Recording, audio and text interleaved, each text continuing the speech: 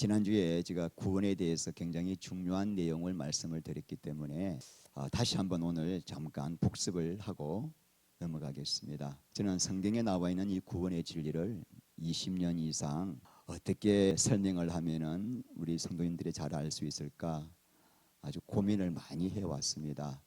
그래서 저로서는 정말 나름대로 정리를 한 것이지만은 이것도 제 영적인 수준 안에서 정리가 된 것이기 때문에 완벽하다고 할 수가 없고 여전히 부족하고 또 앞으로 하나님이 저에게 말씀을 열어주시는 만큼 보충되고 또 새롭게 되어야 할 부분이 있을 것입니다.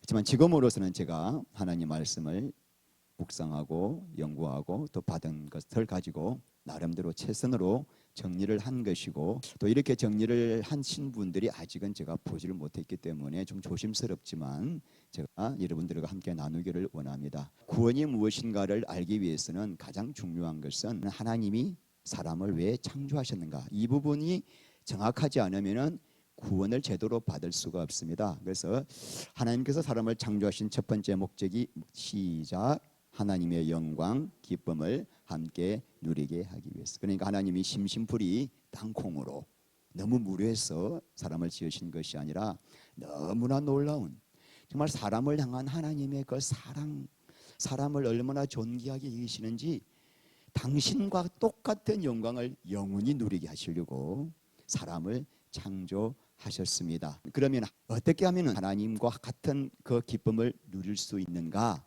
그게 하나님의 영원한 경륜입니다. 사람 몸을 하나님의 성전 삼게 하셔서 하나님이 사람 안에 오셔서 하나님과 사람이 서로 사랑을 나눔으로 그래서 이 영광의 기쁨을 누리게 하시겠다는 거죠. 그래서 하나님과 무함으로 사랑을 나누고자. 그래서 제가 여러 번이나 사람을 창조하신 목적이 하나님의 사랑의 파트너다라고 하는 것은 이 한 부분을 말씀드린 겁니다. 그러니까 여러분 전체로 이제 왁구를 짜야 되니까 그래서 사랑을 해야만 하나님이 우리에게 주시고자 하는 뭘 누릴 수 있다? 하나님과 똑같은 영원한 기쁨. 이 기쁨은 제가 수요일도 말씀드렸지만은 청량할 수가 없는 기쁨, 말로 표현이 안 되는 영광. 그 억만 분지 이라도 우리가 느끼고 누린다면은 다 기절해서 죽을 거다. 감당이 안 돼가지고 그런 영원한 정말 최고의 영광을 누리게 하시려고 사람을 만드셨는데 그 방법이 뭡니까? 당신과 함께 사랑을 나눔으로 이것을 누릴 수가 있다는 것입니다. 그래서 이렇게 하나님과 사랑을 나누면은 어떤 일이 생기는가? 우리 안에 성령으로 기름을 부어주십니다. 성령의 기름 부음이라고 하는 것은 내가 하나님이 나를 창조하신 그 목적의 자리에 있을 때, 즉 하나님과의 사랑 관계에 있으면은 우리 안에 꼭 필요한 세상이 알 수 없는 하늘의 기쁨을 누리게 하시려고 성령으로 계속 기름을 부어주십니다. 이렇게 기름을 부어주시면 어떤 일이 생기는가? 우리가 마음이 변화되고 하나님을 점점 닮아갑니다. 이것을 다른 말로 성화라 그러죠. 성화. 그래서 하나님을 닮아가니까 우리가 우리 존재를 통하여 어떤 일이 생깁니까? 보이지 않는 하나님의 영광이 나타나게 되는 것입니다. 그래서 여러분, 우리가 하나님께서 사람을 창조한 목적을 이 두 가지를 같이 조합을 해서 보아야만 전체적으로 하나님의 경륜을 알 수가 있는 것이죠. 결국은 하나님께서 우리를 창조하신 목적은 우리를 너무너무 행복한 자로 만들어서 보이지 않는 하나님을 우리를 통하여 보이게 하시려고 우리를 하나님의 형상으로 창조하셨다는 것입니다. 이제 여기서 우리가 죄가 무엇인지 알 수 있겠죠. 성경에서는 창세기 3장에서 선악과 따먹은 것이 원죄다 그럽니다. 선악과의 삶이 죄입니다. 그다음에 선악과의 삶은 여러분 답이 나오겠죠. 이제는 뭘까요? 하나님께서 나를 창조하신 목적을 떠나 나 인간적인 육신의 욕심, 내 영광, 내 목적을 위해 사는 것이 뭐다? 그게 죄의 뿌리고, 그래서 왜 인간이 타락하여 영원한 저주받고 지옥 갑니까? 하나님이 나를 창조하신 이 목적을 떠나서 살기 때문에. 그래서 너무나 고귀하고 존귀한 사람이지만 그 목적을 떠나면 가장 저주받은 존재가 되고 마는 것이 사람이라는 것입니다. 그럼 구원이란 무엇일까요? 답이 나오겠죠? 자, 구원이란 내 영광, 내 목적, 내 육신의 욕심을 위해 살아가고 있던 이 저주받은 인간을 나를 원래 만든 그 창조의 목적의 자리로 다시 돌이키게 하시는 것. 어떻게 해야 우리가 돌아갈 수 있는가? 우리 힘으로는 절대로 돌아갈 수가 없습니다. 우리는 완전히 부패하고 타락한 존재이기 때문에 인간의 힘으로 애쓰고 노력하고 불도를 닦고 불가능합니다. 그래서 하나님이 은혜를 베푸시기를 예수님께서 우리를 위하여 십자가에 죽으시고 부활하시는 놀라운 은혜를 베푸심으로 구원의 문이 열렸습니다. 자, 그렇다면은 중요한 것이 예수님께서 십자가에서 뭘 하셨길래, 이게 중요하지 않습니까? 뭘 하셨길래 우리가 완전히 저주받아 가지고 지옥 가야 할 우리 인생이 다시 그 자리로 돌아갈 수 있게 되었는가? 그래서 십자가에서 두 가지를 하셨습니다. 첫 번째가 뭐죠? 우리의 죄를 대속하셨다. 대속이란 대신 갚아주셨다는 겁니다. 내가 마땅히 내 죄 때문에 지옥 가야 할 이 인생을 우리 예수님이 내가 받아야 할 지옥의 그 형벌을 대신 당신의 몸에 받아가지고 대신 죽으셨다는 것입니다. 자, 갈라디아서 1장 4절 5절 읽겠습니다. 그리스도께서 우리 아버지의 뜻을 따라 이 악한 세대에서 우리를 건지시려고 우리 죄를 대속하기 위하여 자기 몸을 주셨으니 세세토록 있을지어다. 아멘. 자, 여러분, 예수님께서 왜 꼭 당신의 몸에다가 우리의 죄를 다 받아가지고 대신 죽으셔야 했는가? 우리 죄를 대속하기 위하여, 우리 죄를 용서해 주시기 위하여, 우리 죄를 하나도 없는 것처럼 만드신 거예요. 그러면 왜 그게 필요한가 이거죠. 여러분, 아까 제가 처음에 하나님이 우리를 사랑하시는 방법이 뭐라 그랬습니까? 우리 몸을 무엇 삼고? 성전 삼고 우리 안에 들어오셔야 하는데, 지금 우리는 죄 덩어리예요. 우리 하나님은 거룩하신 하나님, 절대로 죄 가운데 거할 수가 없습니다. 그래서 하나님이 우리 안에 들어오시기 위하여는 죄가 해결받아야 돼. 죄 문제가, 죄가 씻겨져야 돼요. 아멘. 그래서 예수님이 우리 죄를 대신 다 지시고 그 예수를 구주로 믿는 자에게는 우리 죄가 비록 과거의 주홍같이 붉을지라도 죄가 하나도 없는 자처럼 여겨주시는 거예요. 그 목적은 단 하나입니다. 당신이 우리 안에 뭐 하시려고? 들어오시려고. 그래서 이 죄를 대속하신 궁극적인 목적은 뭐죠? 우리 안에 들어오셔서 우리와 사랑하시려고 지금 첫 단계가 죄를 대속하신 것입니다. 근데 또 놀라운 굉장히 중요한 한 가지 사건이 있습니다. 십자가에서 뭐 하셨는가? 시작. 옛사람을 못 박아 죽이셨습니다.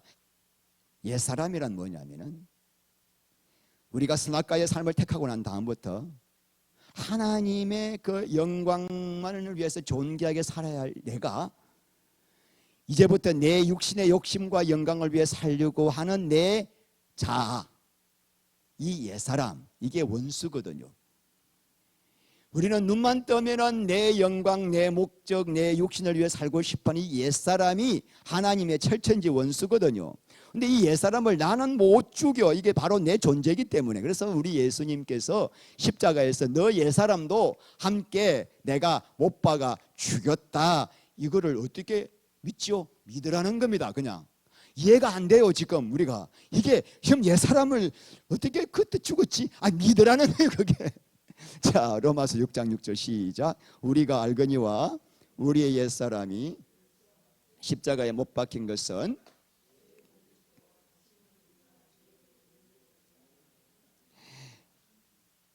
이거는 그냥 여러분, 예수님께서 여러분을 위하여 십자가에서 죽으신 건 믿습니까? 믿습니까? 그러면 옛사람이 죽은 것도 믿으셔야 되는 거예요. 여러분, 예수님이 나를 위해 죽은 것도 이게 이해가 안 되는 진리 아닙니까? 이것도 이해가 안 돼. 그런데 하나님께서 분명히 너가 어쩔 수 없는 너 존재, 어떻게 하든 나를 위해 살고 싶어하는 너 이 자아가 그냥 옛사람이 예수와 함께 2000년 죽었다, 이거를 알아라. 이거는 기본적인 상식이야. 왜냐, 옛사람이 예수와 함께 못 박힌 것은 죄의 몸이 죽어 다시는 우리가 죄에게 종노릇 하지 아니하려 함이니. 해서 죄가 뭐라고 그랬습니까? 죄란 하나님 목적을 떠나 나를 위해 사는 것입니다. 다시는 너를 위해 살지 않고, 이 말이에요. 하나님의 영광만을 위해 사는 자가 되게 하기 위하여 예수님이 우리의 죄만 없앤 것이 아니라 옛사람도 함께 없앴다. 왜? 옛사람 때문에 아무리 죄를 대속해도 우리는 옛사람 때문에 하나님의 그 영광 안으로, 생명으로 살 수가 없어. 그 부분의 영광을 위해 살 수가 없는 존재예요. 그런데 대부분 사람들이 죄만 대속한 것만 알고 있고 이 부분을 모르는 거죠. 하나님은 옛사람도 죽었는데 왜 죽였는가? 다시는 나를 위해 살지 않고 하나님의 뜻만을 위해 사는 존재로 살게 하시려고. 그렇다면 여러분, 이 말씀을, 이 진리를 내 삶 속에 적용하는 것을 자기 부인이라는 거예요. 매 순간마다 문제가 생길 때마다, 다툼이 생길 때마다, 어려움이 올 때마다, 내 안에 육신이 올라올 때마다 나는 죽었습니다. 주님, 나는 내 목적은 끝난 자입니다. 나는 하나님의 뜻만을 위해 산 자입니다. 나는 이미 2000년 전에 죽은 자입니다 라고 이 진리의 말씀을 붙잡는 것을 성경에서는 자기 부인이라고 하는 거예요. 그래서 마태복음 16장 24절 말씀에 누구든지 나를 따라오려거든 자기를 부인하고 자기 십자가를 지고 따라야 한다. 그러니까 자기 부인 없이는 이 생명길로 못 온다. 근데 이 자기 부인이 내가 애써 하는 것이 아니라 이 진리를 믿음으로, 할렐루야, 이 진리를 믿음으로 자기 부인의 길을 갈 수 있게 하시는 것입니다. 자, 그러므로 이 옛사람이 예수님과 함께 못 박혀 죽은 이 놀라운 일을 왜 하셨는가? 왜 하셨죠? 결국은 옛사람이 죽어야 내 안에 오신 예수님을 사랑할 수가 있기 때문에 성화를 결국은 이루기 위하여, 그래서 옛사람을 못 박았다고 하는 것입니다. 죄는 다시 창조 목적을 떠나서 내 영광을 위해 사는 것. 구원이란 뭐냐?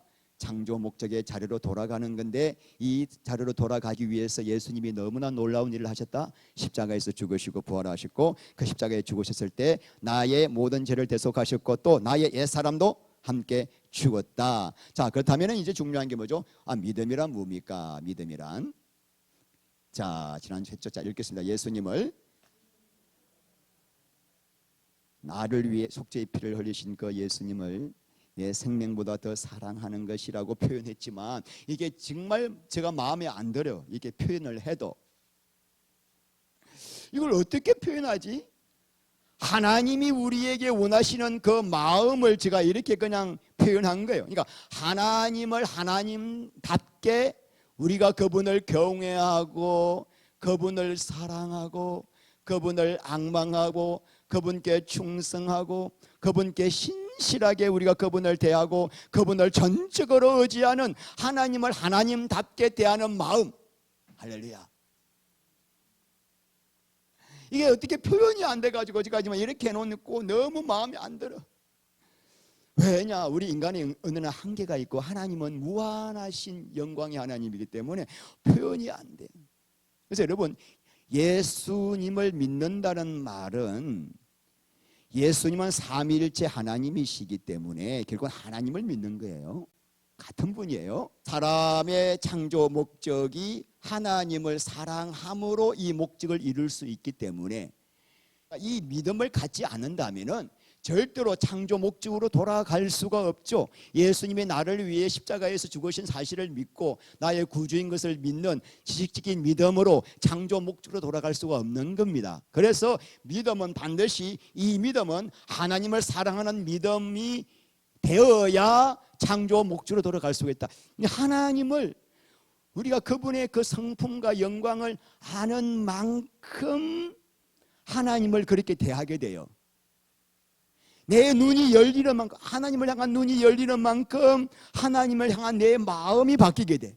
내 자세가 바뀌게 돼. 그만큼 당신은 나에게 그 모든 은혜를 부어주셔. 우리 인생의 목적은 하나님을 알아가는 거야. 하나님, 내가 좀 더 하나님 알게 하옵소서. 왜? 그게 최고의 복이거든.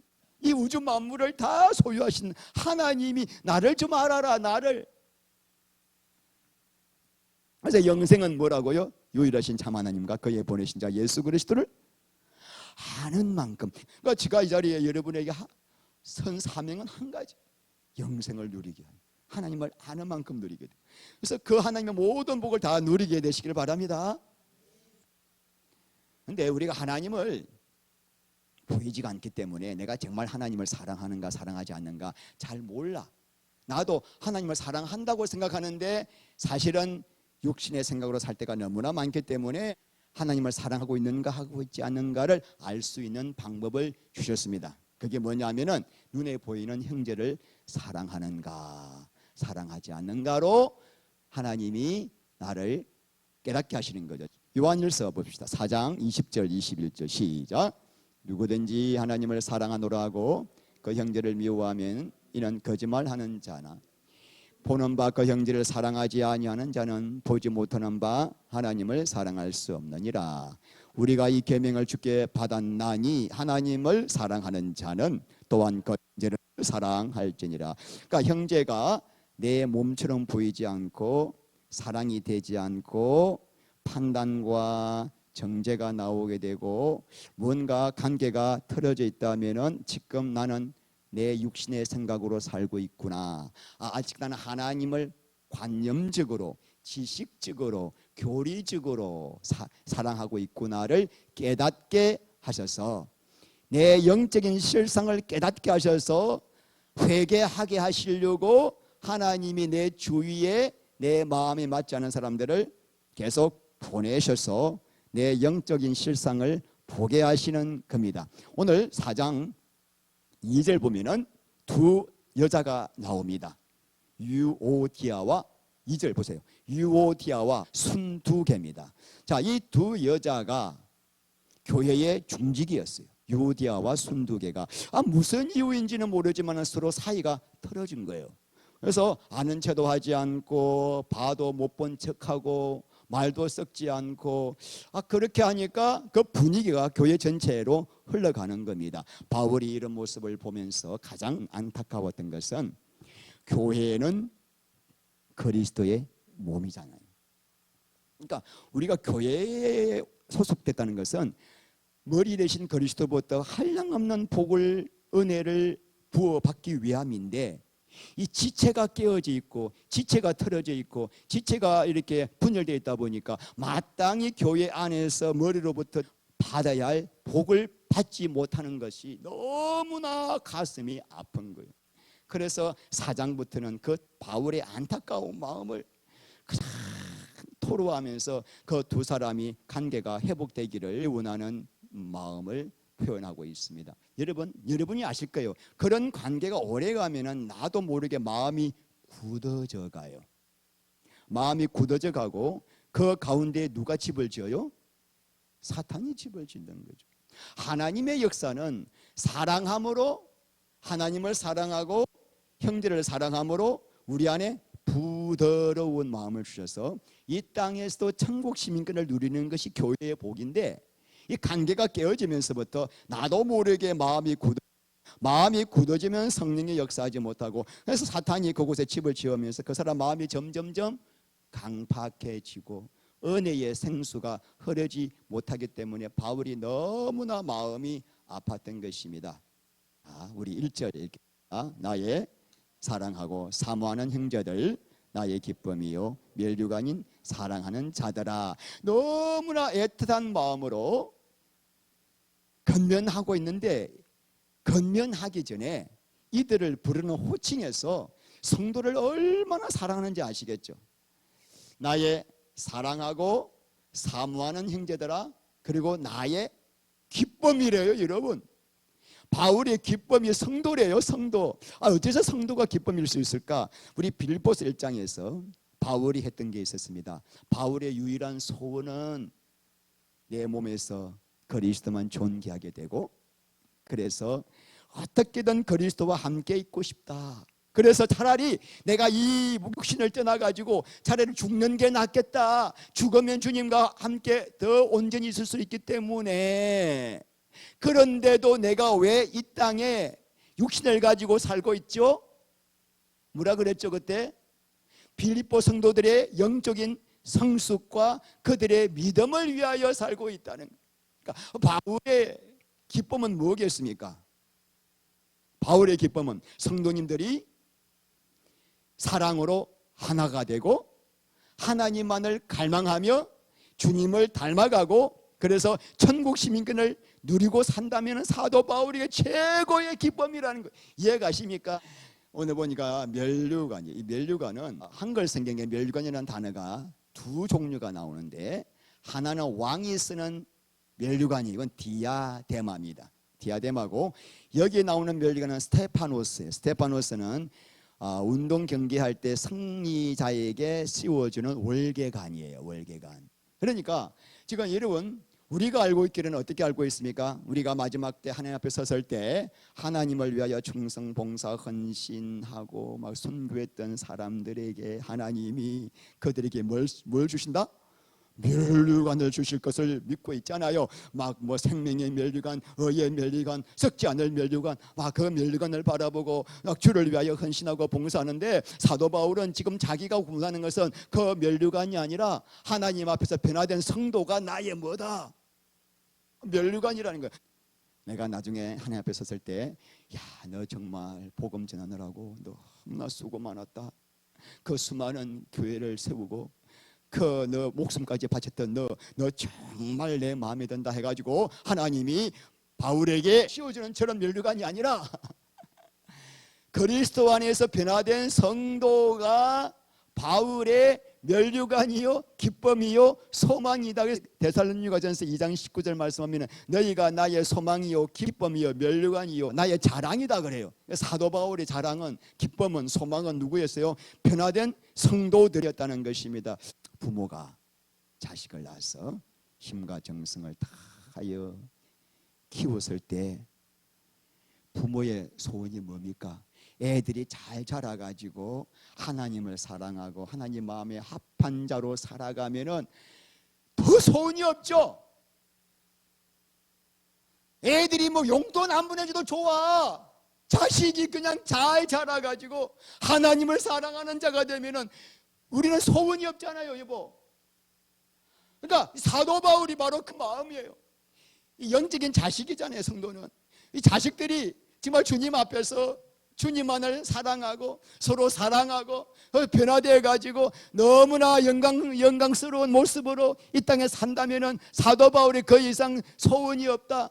아니 그래도 하나님을 위해서 열심히 일했으면은 열심히 수고했으면은 그래도 수고했다 하고 천국에서 고생 많았다 하고 이렇게 좀 안아주고 면류관도 우리 집사람은 은면류관, 나는 건면류관 이렇게 씌워주면 막 이렇게 하고 좀 이런 재미가 있어야 우리가 힘이 나고 열심히 할 것 같은데 바울은 왜 더 이상 상을 바라지 않았을까요? 그 이유를 아시겠습니까? 바울은 이미 예수라고 하는 상을 받았기 때문에 정말 주님을 소유하고 누린 자는 내가 하나님을 위하여 열심히 일어놓고 하나님 내가 교회를 위해서 이렇게 열심히 일했으니 뭐 줄 거요? 라는 말을 할 수가 없는 거예요. 너무나 많은 성도들이 열심히 교회에서 막 헌신 봉사한 다음에 하나님 무슨 복 줄 거예요? 이렇게 물어봐요. 하나님은 이미 주었단다. 그러니까 진짜 예수님을 발견하고 누린 자는 하나님 앞에 내 삶을 다 드려도 이미 받았기 때문에 그냥 기쁨으로 할 뿐이에요. 마땅히 할 바를 하였사오니 나는 무익한 종입니다. 요한계시록 4장 말씀 보면은 24장로들이 하나님께서 면류관을 받습니다. 근데 이 면류관을 다시 보좌 앞으로 올려드립니다. 나는 면류관을 받을 자격이 없습니다. 내가 혹시나 주를 위하여 헌신하고 봉사하고 순교했다면은 그거는 하나님이 예수 안에 있는 그 은혜를 막 부어주니까 감당이 안 돼가지고 했기 때문에 나는 그 은혜를 이미 받았습니다. 내가 이 멸건을 왜 받습니까? 하고 다시 드리는 거예요, 여러분. 그러니까 여러분, 예수님을 발견하고 예수님을 누리고 난 다음에 헌신봉사하는 사람과 예수를 발견하지도 못하고 누리지도 못하고 목사님이 헌신봉사하라니까 헌신봉사하는 거고 하늘과 땅이에요. 한 사람은 여전히 종교적인 열심으로 열심히 하고 있어요. 뭔가 바라고 뭔가 이렇게 하면 우리 자식들이 잘 되겠지. 물론 여러분 안 된다는 게 아니에요. 다 주셔.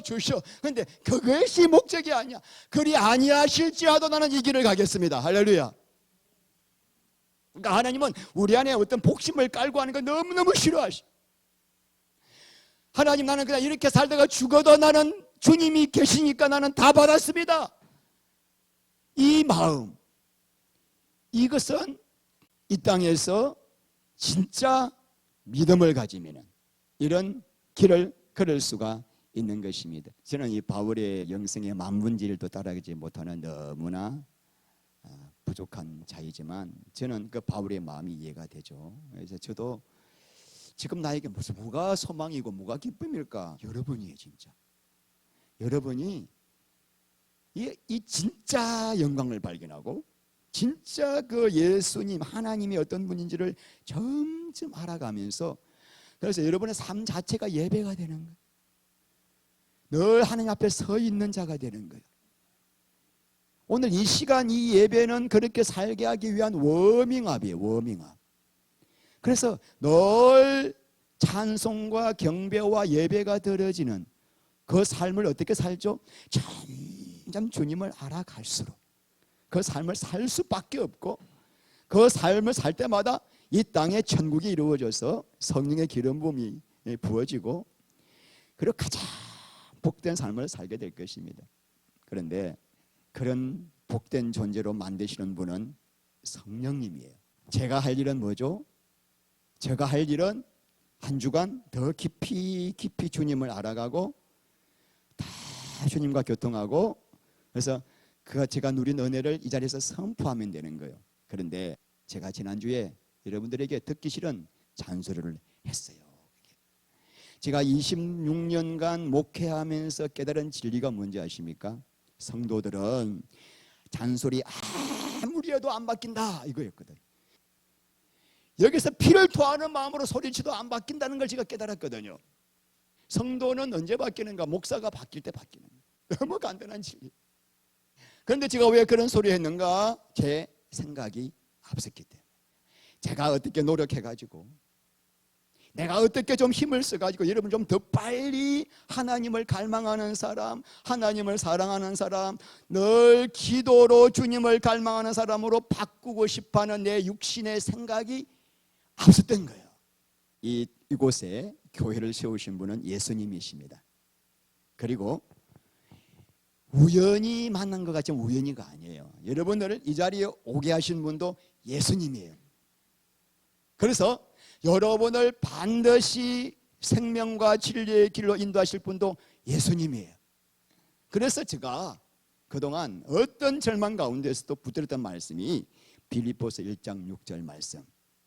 너희 안에서 착한 일을 시작하신 이가 착한 일, 여러분을 이곳으로 불러 모셔서 이 아둔하고 멍청하지만 이 종과 함께 생명의 말씀을 나누면서 풋들을 향하여 그리스도를 향하여 달려가도록 시작하신 이가 그리스도 예수의 날까지 이 구원의 완성을 이루실 것을 확신하노라.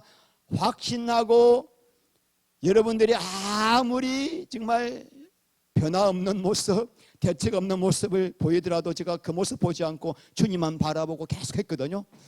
어느 순간 제가 여러분을 보는 순간에 또 육이 올라왔던 거죠. 죄송합니다.